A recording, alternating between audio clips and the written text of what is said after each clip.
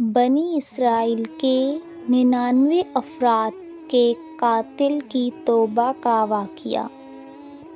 بخاری مسلم میں بنی اسرائیل کے ایک قاتل کا واقعہ نقل کیا گیا ہے۔ حضور اکرم صلی اللہ علیہ وسلم نے اللہ کے ہاں توبہ کی قبولیت سے متعلق صحابہ کرام کے سامنے بنی اسرائیل کے ایک قاتل کا نہایت خوبصورت اور ایمان افروز واقعہ بیان فرمایا کہ بنی اسرائیل میں ایک شخص چوری، ڈکیتی اور قتل میں بہت مشہور تھا اور نہایت معمولی سی بات پر قتل کر دیتا تھا۔ ہوتے ہوتے اس کے ہاتھ سے 99 افراد کا قتل ہو چکا۔ اس کے بعد اس کے دل میں احساس پیدا ہوا کہ مجھے بھی تو اللہ کے ہاں جانا ہے۔ چنانچہ یہ فکر بڑھتا رہا اور لوگوں سے معلومات کرتے ہوئے سرگرداں پھرنے لگا کہ کیا میری توبہ قبول ہو سکتی ہے یا نہیں۔ کسی عالم شخص سے ملاقات کی، فکر ہوئی کہ معلوم کیا جائے کہ ایسے شخص کی توبہ قبول ہو سکتی ہے یا نہیں۔ اسی حوالے سے لوگوں نے ایک عابد شخص کے پاس جانے کا مشورہ دیا۔ اس شخص نے اس کے پاس جا کر مسئلہ معلوم کیا، کیا میری توبہ قبول ہو سکتی ہے اور کیا میری مغفرت ہو سکتی ہے، جبکہ میں نے 99 انسانوں کی جان ماری ہے؟ تو اس عابد شخص نے اس مسئلے کے بارے میں زیادہ معلوم نہیں تھا، تو اس نے اپنی عقل سے قیاس آرائی کی کہ جو آدمی 99 انسانوں کی جان مار سکتا ہے، اس کو مغفرت کہاں سے ہوگی؟ چنانچہ اس نے کہہ دیا کہ تیری توبہ قبول نہیں ہوگی۔ تو اس شخص نے غصے اور جلال میں آ کر اس کی بھی قتل کر کے 100 کا حصہ مکمل کر دیا۔ جب میری توبہ قبول نہیں ہونی تو تجھے بھی ختم کر کے 100 پورے کر دیتا ہوں۔ چنانچہ اس نے 100 کا حصہ مکمل کر دیا، مگر اس کے دل میں پھر بھی یہ خیال تھا کہ میری مغفرت کی کوئی نہ کوئی شکل ضرور موجود ہوگی۔ اس لیے اس نے لوگوں سے پھر معلومات کا سلسلہ جاری کر دیا کہ روئے زمین میں سب سے بڑا عالم کون ہے، وہی میرے مسئلے کا حل بتا سکتا ہے۔ آخر لوگوں نے اس کو بتایا کہ فلاں جگہ ایک عالم رہتا ہے، اس سے جا کر معلوم کرو۔ چنانچہ اس نے اس عالم صاحب کے پاس جا کر اپنی زندگی کی ساری کارگزاری سنائی اور 100 آدمیوں کو کس طرح سے قتل کیا، سارا کارنامہ سنا دیا۔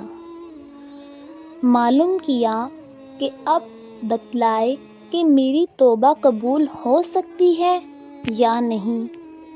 کیا اللہ کے ہاں مجھ جیسے گناہگار کے لیے بھی مغفرت کا کوئی خانہ ہے؟ تو اس عالم صاحب کو چونکہ علم تھا، تو اس نے بتایا کہ تیرے گناہ معاف کرنے میں اللہ کے ہاں کوئی رکاوٹ نہیں۔ اللہ کی رحمت کا سمندر تجھ جیسے گناہگاروں کے گناہوں سے بہت بڑا اور بہت وسیع ہے۔ چنانچہ اس عالم صاحب نے اسے مشورہ دیا کہ تم فلاں جگہ سفر کر کے جاؤ، وہاں کچھ لوگ اللہ کے بندے رہتے ہیں، ان کا مشغلہ صرف اللہ کی عبادت ہے، ان کے ساتھ مل کر اللہ کی عبادت کرو۔ اور نادم ہو کر اپنے گناہوں کی معافی مانگو، انشاءاللہ تمہاری مغفرت ہو جائے گی۔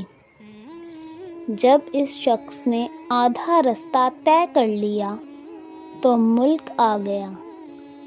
اب اس کی روح لے جانے کا مسئلہ کھڑا ہوا۔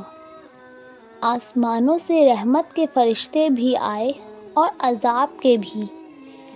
رحمت کے فرشتے کہنے لگے، اس کی روح لے جانے کا حق ہم کو ہے، اس لیے کہ یہ سچے دل سے تائب ہو کر عبادت کے لیے جا رہا ہے۔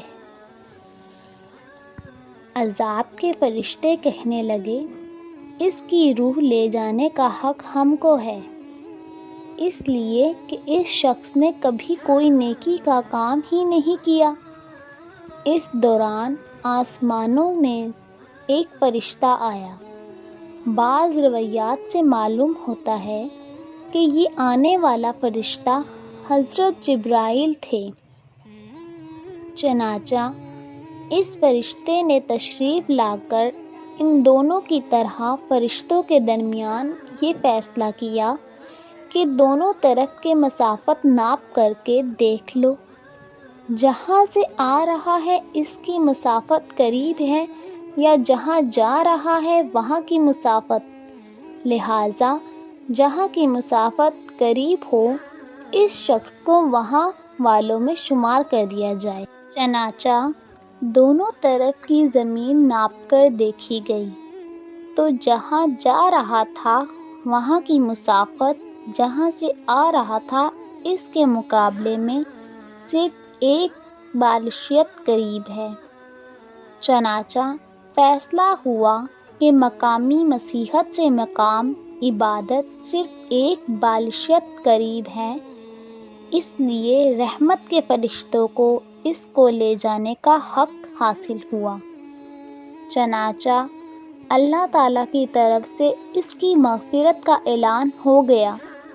ایک روایت میں آتا ہے کہ قتادہ رضی اللہ تعالیٰ عنہ فرماتے ہیں کہ حسن رضی اللہ تعالیٰ عنہ نے فرمایا کہ ہم سے یہ ذکر کیا گیا ہے کہ اس شخص کے پاس جب ملک الموت آیا تو وہ شخص سینے کے بل اس سرزمین کی طرف گھستا چلا گیا۔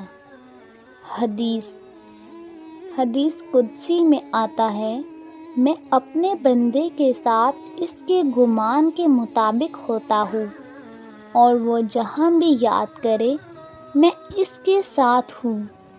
باخدا اللہ تعالیٰ اپنے بندے کی توبہ سے اس سے زیادہ خوش ہوتا ہے جتنی خوشی تم میں سے کسی ایسے شخص کو ہوتی ہے جس کا جانور بیابان میں گم ہو کر پھر اسے مل جائے، اور جو شخص ایک بالشیت میری طرف آتا ہے میں ایک ہاتھ اس کے قریب ہو جاتا ہوں، اور جو شخص ایک ہاتھ میرے قریب آتا ہے میں اس کے ایک باغ یعنی پھیلائے ہوئے دونوں ہاتھوں کے درمیان کی مسافت کے قریب آ جاتا ہوں، اور جب وہ میری طرف چل کر آتا ہے تو میں اس کی طرف دوڑ کر آتا ہوں۔ انسان جب بھی سچے دل کے ساتھ توبہ کرے گا تو اللہ ضرور قبول فرمائے گا۔ انشاءاللہ یہ واقعہ خصوصاً ان حضرات کے لیے حوصلہ افزائی اور موازنت کا سبب ہے جو کہ بڑے بڑے گناہ کر کے اب مایوسی کی زندگی گزار رہے ہیں، کیوں نہ کہ شیطان انہیں مایوس کرتا ہے۔ بہرحال گناہگار کو شیطان کی باتوں میں آ کر مایوس نہیں ہونا چاہیے، بلکہ اللہ کی رحمت سے اچھی امید رکھ کر سچی توبہ کے ذریعے اپنے آپ کو پاک صاف کر لینا چاہیے۔ اللہ تعالیٰ ہم سب کو عمل کرنے کی توفیق عطا فرمائے۔ ملتے ہیں اگلی ویڈیو میں، تب تک کے لیے اللہ حافظ۔